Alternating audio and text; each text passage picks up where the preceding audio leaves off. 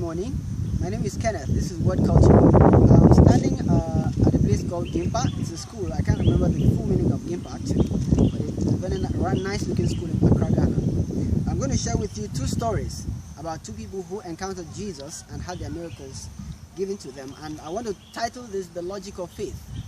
You see, sometimes when we say we have faith, it seems as if it's blind, or it seems as if it's just, oh, I just have faith in God. But I want to explain to you the logic that was at play inside these two people when they came forth to Jesus, believing Jesus for what they wanted him to do for them. Look at what it says in Mark chapter 7 from verse 24 to 30. It says, "From here he arose and went to the region of Tyre and Sidon, and he entered a house and wanted to know who was in it. But he could not be hidden, for a woman whose young daughter had an unclean spirit heard about him, and she came and fell at his feet. The woman was a Greek, a Syropheonician by birth, and she kept asking him to cast the demon out of her daughter. But Jesus said to her, 'Let the children be filled first, for it is not good to take the children's bread and throw it to the dogs.' And she answered and said to him, 'Yes, Lord. Yet even the little dogs under the table eat from the children's crumbs.' Then he said to her, 'For this saying, go your way. The demon has gone out of your daughter.' And when she had come to her house, she found the demon had gone out and her daughter lying on her bed." Now look at the logic of the woman. The Lord Jesus had a valid legal reason for denying her the miracle. She was not a Jew, and Jesus came for the Jews. The time for the Gentiles had not come. But she had a logical response that was born by the faith that was in her spirit. He said, "Even the dogs eat the crumbs that fall from the master's table." And Jesus responded. Jesus could no longer withhold the miracle.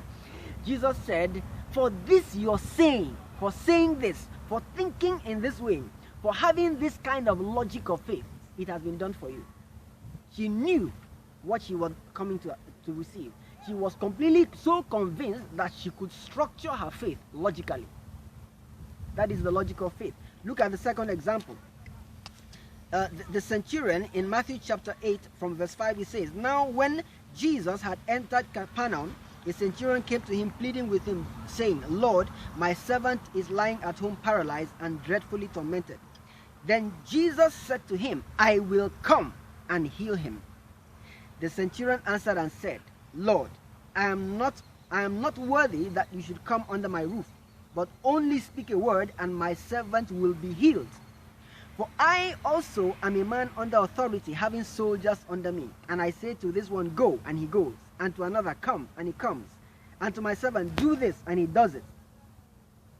When Jesus heard it, he marveled and said to those who followed, 'Assuredly I say to you, I have not found such great faith, not even in Israel. And I say to you that many will come from east and west and sit down with Abraham, Isaac, and Jacob in the kingdom of heaven. But the sons of the kingdom will be cast out into outer darkness.'" Let's stop there. Look at the logic of the centurion. He was a soldier. He knew what it meant to give orders to those who were subject to him. So when Jesus said, "I will come and heal him," he said in his logic, "I am a man of authority. I know what it means to give orders. You can give the order from where you stand and the demons will leave." He had a logic of faith. He believed something so strongly that he had structured in his spirit the step-by-step mechanism by which it was going to work. His faith was not blind. His faith was not some fluffy thing in the air. There was a logic to it.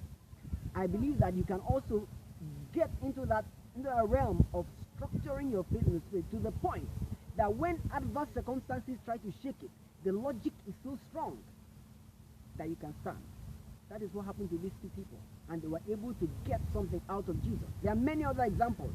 The woman with the issue of blood, if I touch the hem of his garment, she had a logic in her spirit, and that is what draws the power out of Jesus Christ. Take that step today. Thank you for listening. This is Word Culture. Okay.